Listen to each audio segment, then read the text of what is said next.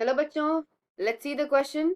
And here the question says that which is not true in muscle contraction. So यहाँ पे पूछा गया है कि इसमें से कौन सा स्टेटमेंट है जो मसल कॉन्ट्रैक्शन के लिए ट्रू नहीं है. मतलब कोई तो तीन स्टेटमेंट्स होंगे जो सही होंगे.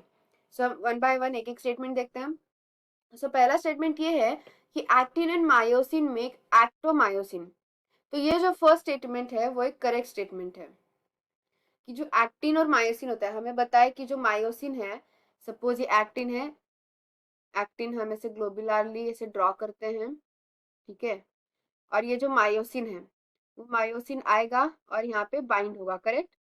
सो ये मायोसिन और एक्टिन जब बाइंड होते हैं तो क्रॉस ब्रिज फॉर्म होता है और उसे हम बोलते हैं एक्टोमायोसिन, ठीक है. तो इसलिए फर्स्ट स्टेटमेंट तो सही हो गया. सेकंड है कि phosphate reserve comes from phosphocreatine.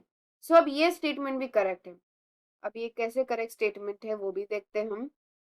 तो बेसिकली होता क्या है, जो फॉस्फेट होता है, फॉस्फेट भी मसल कॉन्ट्रैक्शन में क्या करता है अपना मतलब काम होता है फॉस्फेट का भी मसल कॉन्ट्रैक्शन में.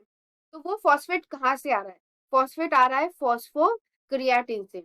तो होता क्या है कि जो क्रिएटिन होता है ना, क्रिएटिन प्लस फॉस्फोरिक एसिड ये दोनों मिला के क्या बनाते हैं? ये दोनों मिला के बनाते हैं फॉस्फोजेन. फॉस्फोजेन या फिर इसको क्रिएटिन फॉस्फेट भी बोला जाता है. जैसे यहाँ पे फॉस्फोक्रिएटिन बोला ना, वही उसी का मतलब है फॉस्फोजेन, ठीक है, दूसरा नाम है ये. तो अभी ये फॉस्फोजेन जो है, जिसे हम फॉस्फोक्रिएटिन भी कहते हैं, उसी से ही हमें as a source of phosphate मिलेगा, करेक्ट. क्योंकि इसमें ही तो फॉस्फेट है. जब जब हाइड्रोलिसिस प्रोसेस होगा आगे, जब ये स्प्लिटिंग होगा फॉस्फोजेन का, जब स्प्लिटिंग होगा तो स्प्लिटिंग के टाइम में हमें क्या मिलेगा? उससे फॉस्फेट मिलेगा. और वो जो फॉस्फेट होता है वो हम एनर्जी के लिए यूज करते हैं, मतलब एटीपी के फॉर्म में, ठीक है. तो इसलिए ये भी स्टेटमेंट करेक्ट है. हम नेक्स्ट स्टेटमेंट देखते हैं. तो नेक्स्ट क्या है? Chemical energy is converted into mechanical energy. तो ये भी स्टेटमेंट ट्रू है. कैसे अब करेक्ट है देखते हैं कि जो केमिकल एनर्जी होती है, केमिकल एनर्जी मतलब क्या? जो भी केमिकल्स मतलब हमारे बॉडी मतलब मसल कॉन्ट्रैक्शन के प्रोसेस के टाइम पे जो भी केमिकल्स इन्वॉल्व होते हैं, आयंस इन्वॉल्व होते हैं. एक मतलब क्या बोलते हैं, आयंस है. न्यूरो ट्रांसमीटर्स मतलब कि जो एसिटाइल कोलिन है वो भी एक न्यूरो है. न्यूरो. सो इस तरीके से क्या हो रहा है कि बहुत सारे जो केमिकल्स है वो इन्वॉल्व हो रहा है, करेक्ट. सो ये सारे जो केमिकल्स इन्वॉल्व हो रहे हैं वो केमिकल एनर्जी कन्वर्ट किस में हो रही है? मैकेनिकल एनर्जी, यानी कि मसल के कॉन्ट्रैक्शन. मसल का जो कॉन्ट्रैक्शन हो रहा है वो कॉन्ट्रैक्शन क्या है? एक मैकेनिकल एनर्जी है.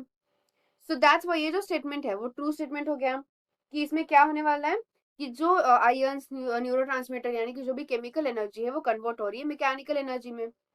नेक्स्ट स्टेटमेंट बोला कि mechanical energy is converted into chemical energy. नहीं, ये तो कंप्लीटली अपोजिट हो गया. जो अभी हमने बोला ये तो पूरे उसके अपोजिट हो गया. तो ये तो रॉन्ग ही है. क्योंकि ऐसा नहीं होने वाला कि मसल कॉन्ट्रैक्शन की वजह से आयंस और न्यूरो हमारे बॉडी में तैयार हो रहे हैं. नहीं नहीं, क्योंकि आयंस और न्यूरो की वजह से ही तो मसल के कॉन्ट्रैक्शन हो रहे हैं.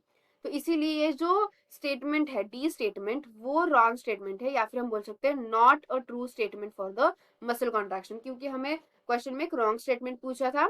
तो वो रॉन्ग स्टेटमेंट होगा कौन सा ऑप्शन? ये डी वाला ऑप्शन होगा wrong statement. So I hope you got the answer very well. Thank you and all the best.